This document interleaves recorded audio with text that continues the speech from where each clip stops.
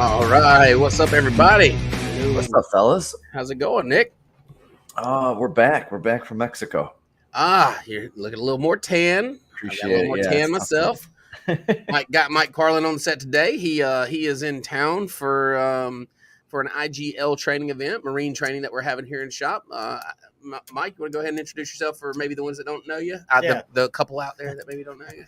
One or two. I'm Mike with IGL Coatings, sales rep and trainer for IGL Coatings. So, like Dustin said, we're in town. If you're in the Alabama area, Florida, whatever, we're going to be hosting the marine training tomorrow. So at Dustin's shop. So, get a hold of us if you want to come on over and learn a little bit of new tricks. Yeah, it's going to be a good one. You know, we're going to take the experience and the tips and tricks that we've learned over the last 10 years in marine training. I mean, in marine detailing, and show that in a training. And we've done trainings before. I've done them. I've never done. Let's see. No, I've never done a specific marine training myself here. We've done them other places. I did one in Orlando for the IDA.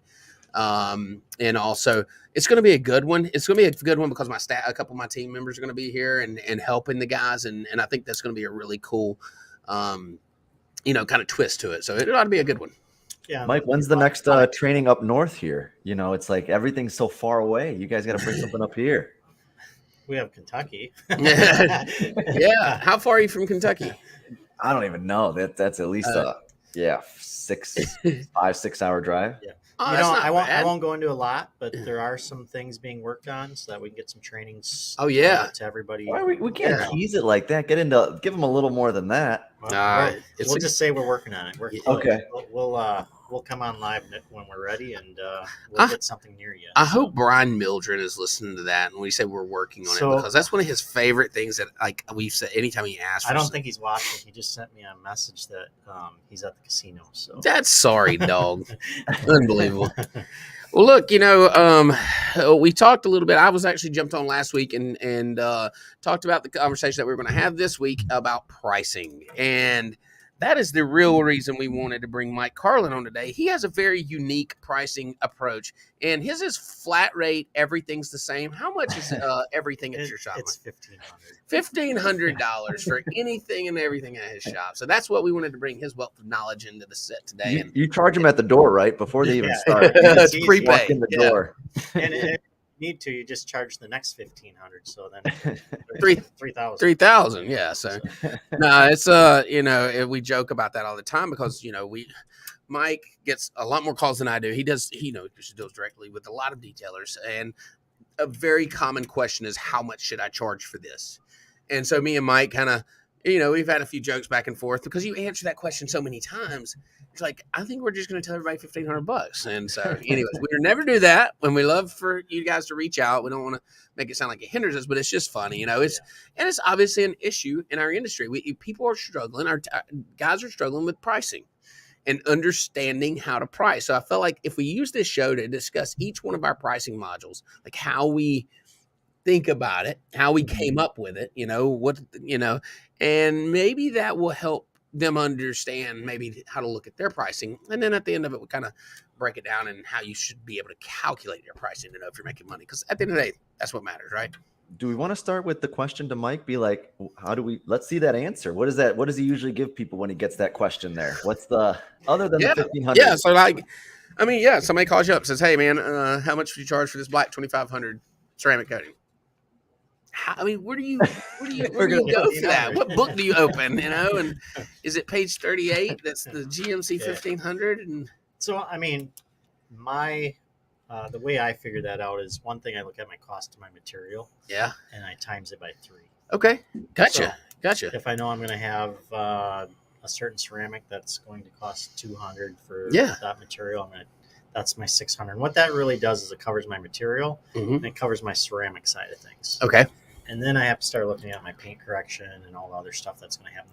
That's my hourly rate. What I always tell my installers is it's okay to have 2 different shop rates because you have a specialty thing that you're working on versus just maybe detailing. Absolutely. And it's a different, it's a whole different skill set. And we need to get paid for our skill set, plus the materials that go into that skill set. So if I'm cleaning a car, And I'm not taking anything away from it, but I can train somebody to clean a car pretty easily. Well, that's a beginner level detail. I'll have some detailer. chemicals into it, and the labor rate is a lot lower. So maybe my hourly rate at that point, the shop rate, is maybe $65-$70 an hour, whatever it is. And everybody's just going to be, you need to know what you got to know how to calculate shop rate. And I think that's a great show for later, how to calculate shop rate. But then when I'm doing math show.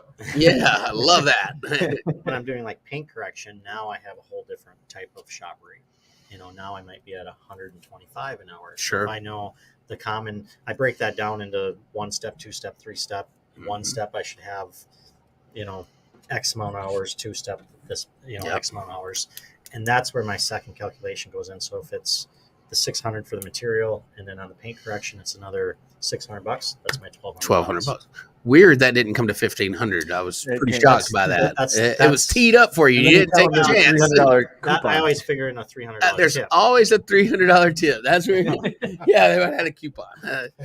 No, so okay, well that makes sense, right? I mean that's a way to come up with it, and really that's it covers your end as far as your profit side, because it considers cost and it considers time, which is which is associated with cost. And your shop rate, that's going to change from area to area to your overhead, whatever it may be. So. Yeah, those things are calculated into your shop rate to cover cost, and that cost does fluctuate. So you may be paying higher in rent in California than I am in Mobile, Alabama. Well, chances are you are.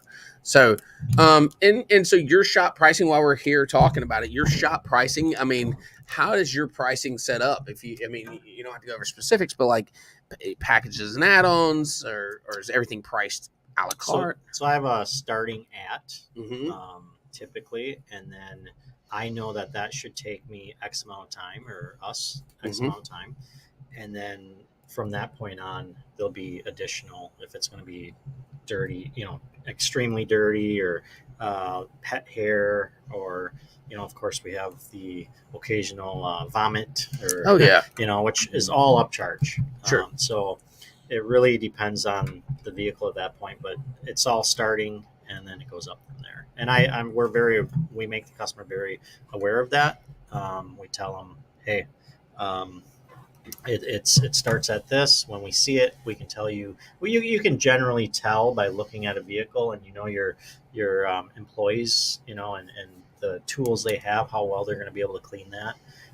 And so at drop off, we can usually tell them, hey, it's going to be an additional hour or 2 hours. In fact, I heard you say the same thing this morning to one of your customers. Yeah. I mean, that's similar to how we do it as well. And then I'll dig in a little deeper there. Nick, you want to discuss your pricing next, or you want me to go? Or you pick a straw. You go ahead. With it. Yeah, go ahead, because it's different, and I think mine and Mike's are a little more alike. So let's hear another different one, and then I'll kind of sum up it. So for us, the overall goal is to have 100% transparent pricing and make it as easy for the customer to know exactly what they're going to pay, book online by themselves, and remove the sales team as much as possible. So when you have that starting off price, again, nothing wrong with it, but for us, it's just, then the customer says, wait a second, I booked online. You know what I mean? It said $100, but you're going to charge me $200 because it was extra dirty. And you see what I'm saying? So our goal is doing a good, better, best model of 3 different packages for interior, 3 different packages for exterior. You pick exactly what you need for your vehicle there, and sort of let that customer know exactly what they're jumping into, without there's no surprises at that point. Without the surprises. Yeah. And let's be real, dirtiness is subjective. Like, how can I explain to you what our normal level of dirty or an excessive, and then the difference in those two? I'm supposed to give you a price, which we do that. I know, but it's subjective. Yeah. And the one thing I think was really smart that Mike was saying, demographics of it. So we just do a lot of market research, and we just look, again, within our 5 miles, within our 20 miles, what are those pricing models that other people are using? And then making sure that our quality, again, is going to supersede them, and our pricing reflects that. So that they know, again, they're going to pay what they're going to pay for it, but know that they're going to get a service that's top notch. So what I hear is you have basically flat rate pricing that doesn't really change if you book I may not have full detail. Your full detail, whatever, is $300, no matter the level of dirtiness. Now, obviously, there's some jobs you're gonna make hay on, and there's some you're gonna wish you would charge them $3,000. Absolutely. I mean, kind of work me through that mindset there. Yeah. So again, we don't actually have any sort of combo packages. So we have interior and we have exterior. Yeah. So yeah, so there isn't going to be a complete detail. And the Sure. biggest reason that we explain to customers is like, look, we're not trying to sell you something that That your car actually doesn't need. We just want to sell you what and honestly, the bare minimum your car needs to exceed the expectation of the customer, so that they're going to be happy with the price point and happy with the service. I love that. So bringing them in for, if they just need a mini detail and I can knock that out in a couple hours, I don't really care if it's going to be a little extra dirty. We have the process, the training, the tools, the chemicals, and and the staff to knock that out on within that 95% range, right? Right. And I think that's what I was getting at. So some you definitely there's an opportunity there where some you just don't make what you would make on others. And you take the law of averages says, okay, over time I'm profitable because and it's correct. And it's less concern to me because my customers like it. It works for us. We know what we're doing. We do the same detail over and over and over again, which allows us to develop a SOP for it, which makes us more efficient. And the one thing is with us, which is a little different than, I know you guys, is we do have obviously the hand car wash aspect of it. So we've got these different revenue streams inside of one roof, which allows us to not be completely dependent on that one job and that profit margin on the one job. In turn, we just focus on that customer service and the overall just experience for the customer. So there isn't any negativity where they're like, man, they got me on the price, or you see what I'm saying? They know absolutely when they walk in there. And I don't really mind, if I have to take a little bit of a loss on a certain job and then make it up on a different one. Sure. It's all about that quantity and that quality there. Yeah. You put enough through there and then you're eventually going to make, you're going to make some more on others than you do on some, but it'll average out and it's profitable. Obviously you're in business, so it's profitable. Ours is a little different than both. We do have packages. We only have 2 packages. We do split them. By the way, I want to talk about that, interior and exterior.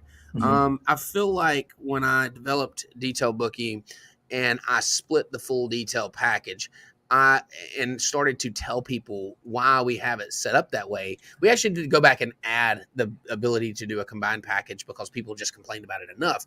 But the reality is, how I had this conversation with customers all the time where I'd say, okay, you want to buy our full detail in and out? Well, yeah, but my carpets don't need shampooed, or I just waxed it 6 months ago. And I'm like, and so now what do? Do you discount do you discount it? Well, no, that's just part of our package. We're going to do it anyway. Yeah. No. So why not split that out? Why do those have to be linked? They don't get dirty at the same level every single time. Matter of fact, it rarely happens. That they're. And if I could jump in, and I think just from the customer perspective, there is when they see a complete detail and they see a price next to it, they're prepared to pay $300, whatever it may be, right? Yep. But then when they start reading through it, they're already good with paying $300. Yeah. But they look at the service and like, I really don't need this. I really don't need that. And then it's like the price doesn't reflect the work. You see what I'm saying? Oh, absolutely. Like some of it just doesn't have to get done. Yeah. No, and that's spot on. So then we split the packages in and out. So we offer you an interior detail and an exterior detail. And we offer 2 packages for both. And it's a maintenance and a standard. However, you cannot purchase our maintenance detail without having a standard detail within 30 days of that maintenance. I think it may be 60 days actually at this point. We expanded it a little to accommodate for these guys in our detail.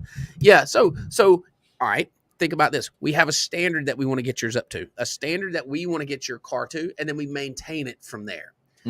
Our standard does not include things like our interior standard does not include things like shampoo and steam cleaning or leather conditioning. These are add-ons.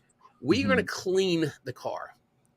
Now, if it's needing shampoo, you can purchase that as an add-on. If it's needing steam cleaning, you can purchase that as an add-on. If you want leather conditioning, you can purchase that as an add-on. So our standard is only to get it clean to a certain to the standard. Then we want to protect everything as an add-on. So we're letting our customer purchase things as they need them instead of lumping it up into a package where it's negotiable. Yeah. Right.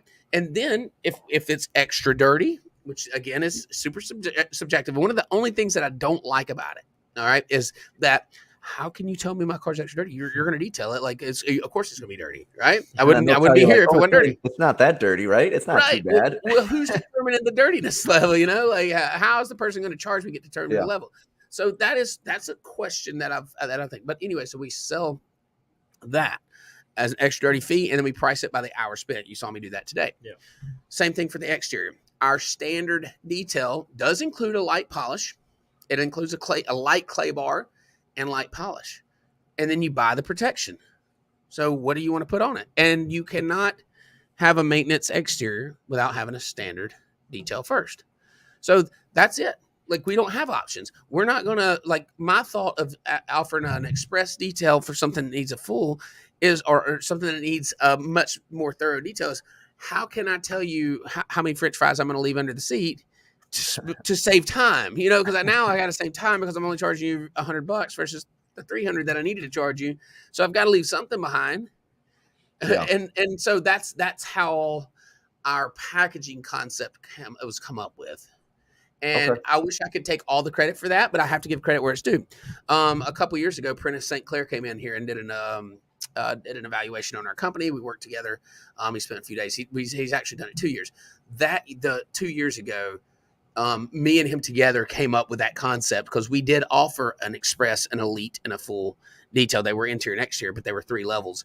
And then I had to train all my detailers on 6 packages. I had to, we had to have that discussion with customers and who. That's the hard thing. Yeah. And so there's differences there. So that's our concept of packages and then pricing. We haven't dug in there yet, but I wanted everybody to understand the difference in packages. And that's when I mentioned last week, I don't know who was listening to it, but I mentioned I would love to see a way for that packages get standardized in our industry, where the things that we're all selling are very similar to each other instead of being all over the board, because that's why the issue is pricing, is because none of the packages are standardized. Yeah. I mean, everybody's selling the demographics of it. That's the aspect that gets pretty tricky, and then it's going to be also the level of quality. You know what I mean? Right. Standardized pricing, and someone that's got 30 years experience that just does paint correction, right? That's just all they do in wet sanding.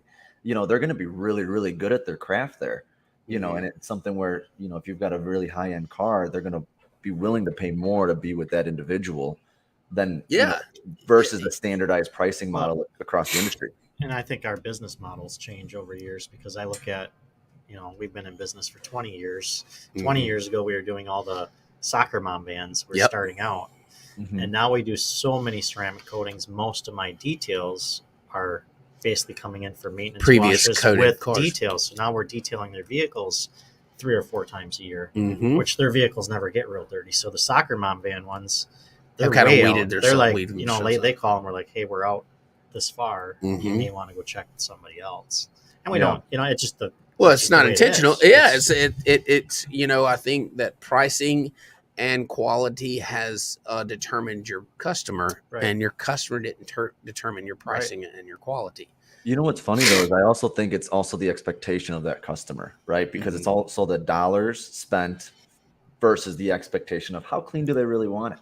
You know what I mean? Yeah. I've got a lot of soccer mom, or minivans and SUVs and 3-row, vehicles that come in and they're really happy with just doing a monthly car wash. Yep. And you know what? We're not going to scrub every little nook and cranny in there. Right. We'll pressure wash your rubber mats and get you in and out in 10 minutes. And that car is a whole heck of a lot cleaner than when it came in. And they don't want to drop it off for a day to have it fully detailed. It just, their time is, they don't have time. And it's going to get dirty again. It's going to get dirty within a week. Yeah, exactly. They just need spruced up. So here you go. You have 3 different detailers sitting in a room. You have 3 different packages and pricing. Can you imagine how hard it would be to answer the phone call 15 times a day from 15 other different detailers and say, how much would you charge for this? Yeah. It's difficult. This is a difficult problem to solve in pricing. Now, go ahead. I think, though, the biggest thing is that most people don't know what their shop overhead is. Oh, that's it. So they don't know their cost. They don't know their cost. They don't know their cost. No question. And so they overcomplicate the cost too, by the way. And I'm glad you brought that up. that to come up with pricing, that is what's needed, regardless of the package that you include, or not, regardless of the services that you include in the package. You need to know the cost of those services to perform. And then you lump them up and you say, okay, this one costs me this one costs me this one costs me this, and let's put it in a package and so here's a price tag on it. Along with demographics, like what Nick said. Yeah, market. Yeah, we have market ceramic driven. coatings. As a rep, I have installers that get anywhere from $800 for a ceramic coating all the way up to $5,000. Sure. Yeah, and it's across the board. But at the end of the day, especially let's focus on the guys that are fairly new in our industry. Coming in maybe less than a year, and they're struggling with pricing. I think the first suggestion is understanding cost. Like, don't worry about what someone else would charge. Worry about what you need to charge to stay in business another day. And I think operating at that lower margin, right? It's understanding like you need the quantity, you need to operate at a lower margin, and just having a very simple menu. Don't overcomplicate it. A good and a better. There you go. Two things, and you're going to be at a lower margin, but you're going to get the work, right? That'll get you off your feet and get your skill set right. And it's easy to get great at a smaller list of things, right? If you try to offer everything under the sun, first year in, you got every product that you're trying out at one time. You're trying to solve a lot of problems with a lot of a couple problems with a ton of variables. If you start to reduce that and say, I'm only going to offer a couple packages, I'm not going to, get into this or that right now, rock chips and paint chips and window tinting and PPF and PPF, I'm not going to do that. I'm just going to offer detailing right now, and I'm going to be at a little bit lesser rate. I'm willing to accept a lower profit margin right now as an investment into my company and build my customer base. And don't be afraid of the dealership work that everybody always says. That steers you away from it. Yeah. Because, there is a point you have to put your foot down, but some dealers will give you what you want. They will. And at the same time, I'll be honest, my first 2 years were dealership 100%. Yeah. And that's what got me into the door. I was able to make a mistake and be okay yet because they're going to put it on the lot, and half time you tell them, hey, I burnt through a little spot here. They're like, we don't care. No, they don't care. It's just going on the lot. Yep. But that customer, now you're paying for a $1,000 panel or whatever to be repainted. So it was the best thing I ever went through was dealership work. I didn't like the pay at first, but it got us to where we were. And it's a heck of a learning lesson too. You want to talk about learning how to detail efficiently is go do trash vehicles all day. Yeah. You'll figure out ways. So Nick, pricing, if you're a new guy coming into the industry and you're struggling with your pricing, what would your first suggestion be outside of trimming down the thing, but like how to really come up with how much should I charge Fred here for the detail on his Jeep? I think in our industry, again, aside from some ceramic coating and some really expensive products, usually the cost of, the products being used is going to be relatively low, if that's fair to say. Really just valuing your time.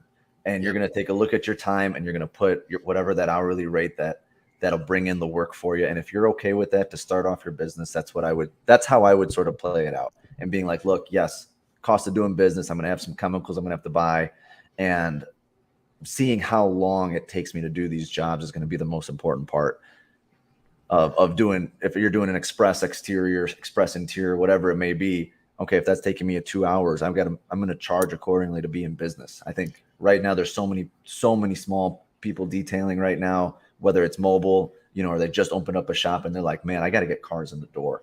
So playing a little bit of that undercutting game, and the one thing I don't like doing is doing a lot of discounts or coupons because it's just going to devalue your service in the long term. And you'll have those repeat customers coming back saying, they're always expecting that.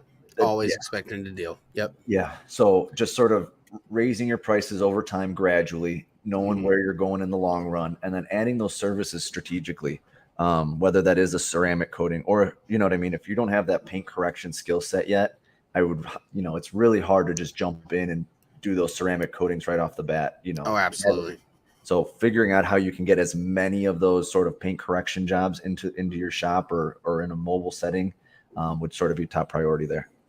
Yeah. My suggestion is, or Mike, you want to jump in here? Go ahead. One of the things I'd say is finding somewhere that you can trust, some type of training. You know, don't be afraid of the training. I'm not saying you have to go to every single training out there, Right. but if you want to get into marine cleaning, like what you're doing tomorrow, just the small investment will turn into a huge profit for you. And most of the time, ROI. You know, most of the time at these trainings, we talk about pricing. Yeah. You know, and so it's hyper specific to that. You know, whatever that training is about: marine, automotive, motorcycle, whatever, aviation. Because we learn, we teach ourselves a lot of bad habits over time, and it's hard to release them.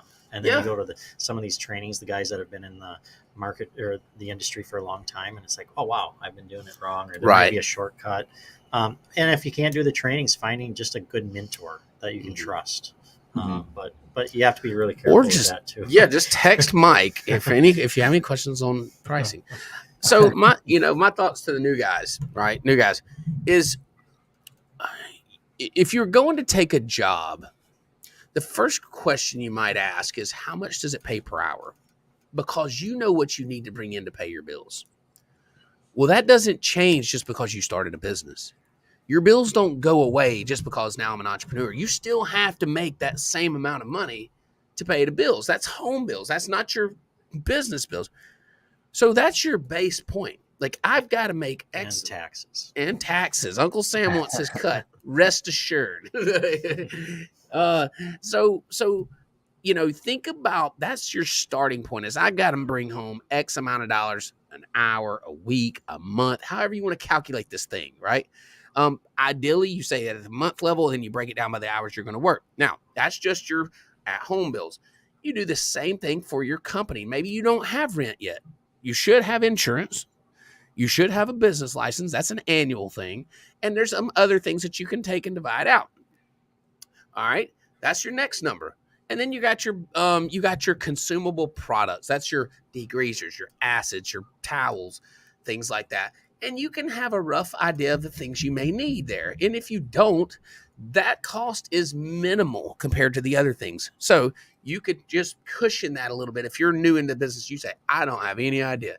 Well, you take those numbers and add up. And that, once you get down to that hourly rate, that's going to give you an idea of what you need to make an hour. So when you price a job, you kind of got an idea of what you need to make an hour. Now, are you new starting business going to work 8 hours a day, 40 hours a week, whatever, 160 hours a month, or whatever that monthly? Probably not. So don't we need to add a little bit more to that in case we have some dead time, or Lord forbid, a redo? So you can do this thing without having to like understand your everything to a detail. You can literally break it down pretty simple and say, okay, this is what I have to make. And you'll understand real quick how close you are. Because if you come up with an express detail that's going to cost $1,000, like, because I got to make all rent today, that's not going to happen. That's not realistic. So you got to come up with the number, and that's a starting point. That is not the finite way to come up with your shop hourly rate. That is a way to say, I have no idea what I'm doing. Let me give it an attempt at it. And that will keep me a little bit more on the black or the positive side of things. Just a thought. Yeah. And again, over time, I think it's going to be each person they're going to have those different goals of what are those revenue goals you're trying to hit per month, based on their lifestyle, their family stuff. Again, it really comes down to the individual and the demographics to try and figure out, hey, look, I'm trying to be a $20,000 shop. You know what I mean? I'm trying to be a $50,000 shop. Like, where are you trying to go? And then it really is just reverse engineering it. You know what I mean? That's right. With our mobile van, you know what I mean? It's like, look, we want to hit certain benchmarks with our mobile, and that means we have to do X amount. You know what I mean? You just go backwards. Be like, hey, work backwards. Yep. I do think any type of, if someone's starting out, the one thing that I don't think we touched on is creating some type of recurring customer package, the maintenance side of it. Absolutely. Because then you know that you're building that clientele base, because that's really what you're doing. You're trying to get the same customer back every single month, every 3 months, every 6 months, whatever what works for your business. Mm-hmm. And you're going to have, again, you won't keep all of them, but if you have that somewhere built into your model, that's been sort of our emphasis the last, 2-3 years of trying to figure out where those maintenance washes are, where we can make sure we can track them coming back, and having that as a strong number. we have that flat rate. I mean, that guaranteed is worth something. That monthly recurring, we know that amount's coming in, everything over the top of that. Then you can really dial it in. If you know overhead is covered by recurring, and things you're doing on top is, like now we're talking, you know. And I think that it's the side of the business that's that nobody gives a whole lot of thought to, especially starting out. You're just saying, hey, I'll take anything I can get, but definitely something they should consider. I mean, you should really think about it. Especially today with tools you have, like your CRMs and stuff, you can schedule out so far. So when the customer picks up, bookie, right? Yes, that's the first thing we're saying is like, hey, do you want to schedule for your next one? Because it's always like the customers that, hey, I need something done now, and it's like, oh, sorry, we're a couple weeks out. Yeah. So now I can, when they pick up, I can say, hey, we can schedule you for your next 4 appointments. And it's guaranteed. And we actually do that. Yeah, we go in and we plan their. So on a ceramic coating, we don't require. We suggest a quarterly wash. We do require an annual. We go ahead and book those. Yep. All right. Here's the reality. 100% don't show up. Okay. But what if 60% shows up? That's probably 60% more than would have showed up had I not taken time and hit the button and it created 3 jobs. Like, but it also creates that element where they're not out there searching. They're not out there looking to be somewhere else. You see what I'm saying? They're saying, oh, I'm already there with, Easy On. I'm already going to Splash. You know what I mean? Yeah. Like they already know, trust. You know what I mean? It just builds over time. It does. It does. And that's big. So, thinking about pricing, and it doesn't have to be that hard. And also, here's another reality is don't be scared to ask other people what they charge, like in your area. Listen, pricing is pretty much readily available. There's nothing that stops anybody from figuring out what you charge. It shouldn't be hidden. Like, I mean, Walmart don't hide its prices from Kmart. I don't know if Kmart's Lowe's don't hide its prices from Home Depot. Why are detailers so worried about another detailer finding out what they charge? And if you think that nobody has secret shoppers, you're lying. Right? Yeah. Oh, absolutely. They absolutely do. So don't be scared to, and whether you want to be transparent about it or not, I don't know. It depends on how receptive the person you're calling is. But don't be scared to find out what other people are charging to kind of give you an idea. Hey, is what I'm coming up with, is this realistic or am I like way out of the line here? Yeah, no, that's that. Mm-hmm. All of our pricing is, you can just find it on the website. It's there for the customer. It's there for other detailers. It's there for anybody. Whatever. No, it doesn't matter to us one bit. No. So I love this conversation, but you can see what makes it tough. The fact that we all offer different packages or services lumped into different packages. And then we of course we charge different rates because we all have different shop costs and we all have different dreams and aspirations of ourselves and our businesses. And then we all have different experience levels and quality. And so there's so many variables here that makes it tough for each of us to know what the other one's going to charge for something, of course, but that keeps it fresh and our customers can always kind of find the shop that's right for them. Summed it up pretty good. All right. What else we got? Yeah, we got a few more minutes, huh? When's the next vacation? That's next vacation. Man, I think I'm all used up for a little while. 4th of July got the last piece of me. We man, we had a good time. We went up to a camp and had no phone service from Saturday afternoon till Tuesday afternoon. And it was amazing. I had 400 missed calls from Mike Karlen. Yeah. I loved every bit of it. I was like, look at this guy. But it was really relaxing, man. We got a lot of sun. My face is peeling now. So Mike's going on vacation. Where are you going, Mike? Well, so I'll be here until Tuesday in Alabama, and then we go up to Lexington for our Ages and Armor training. Okay. And then after that, I'm going to Gatlinburg for about a week. There you go. And then over to West Virginia and then back home. You're just all over the place. Yeah. I got it. We went south and he goes north, but I guess that's coming south for you too. It is. Yeah. See, that's going north for us. We go to the mountains when it's cold. Oh, speaking of cold, he had a very cold plunge this morning. Oh, he did. Oh, wow. Yeah. It wasn't cold. It's cold for us, Yeah. our warm temperatures, 50 degrees is freezing to us. Is it 50 degrees down there right now? The water was. Oh, okay. The water, Okay. yeah, it was a cold tub. So, yeah. All right. Well, we're going to get after it here. We got to get back to planning out our training. Nick, do you have any other thoughts you wanted to add to it?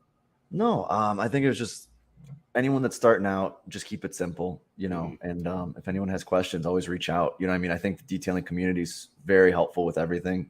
Just whether it's business side, pricing, whatever it is, reaching out to me, Dustin, Mike, whoever it is. If you've got questions, it's better to ask. Save you a headache down the road. Sure. Mike, any last thoughts? I think that sums it up. I will say a lot of new guys. I just was mentoring a young guy in our area the other day, and it was the business insurance. Yeah. He was on Facebook, and hey, I can do this for $80. And I just reached out to him because he was getting blasted by people. Yeah. And I said, hey, the guy that told you need business insurance, you do.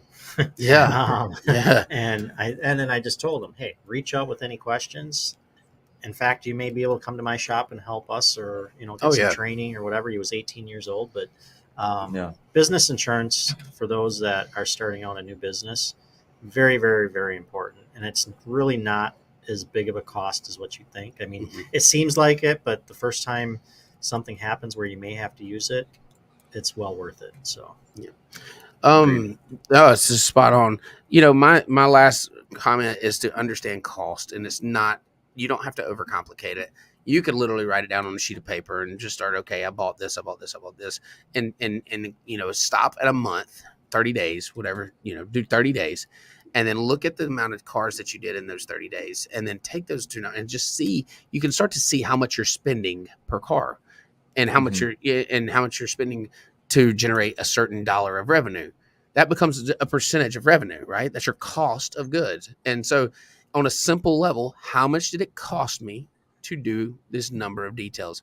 And once you start to understand that, then you can start putting numbers on top of it, things like rent and pay and insurance. And now you're starting to understand a true pricing module that will work for your company, because it is hyper specific to you and your expenses. So don't overcomplicate it. Don't worry about hiring a CPA. It's not that big of it's not that hard if you just track it. Just come up with what you're spending on a monthly basis.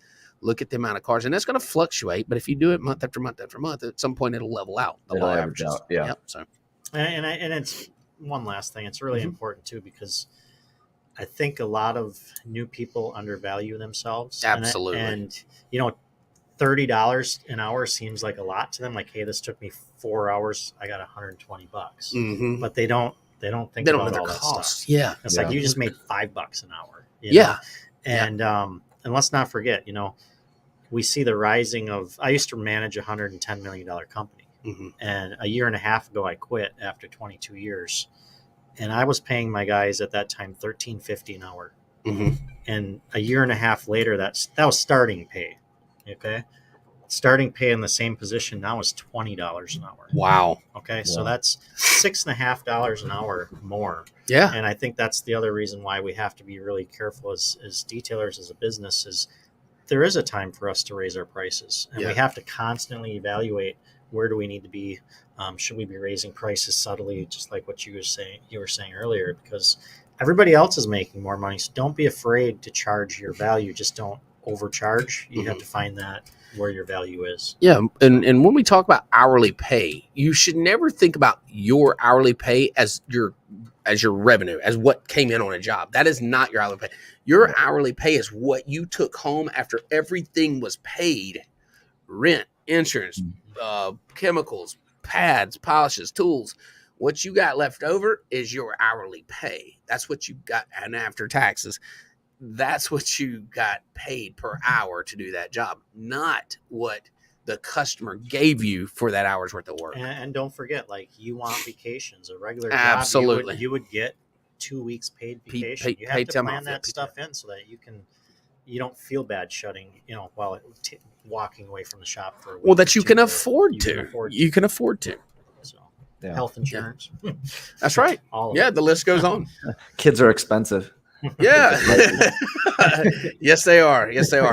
Well, guys, look, hopefully that kind of provides some clarity in a sense, or at least some direction. We know there's a lot to it.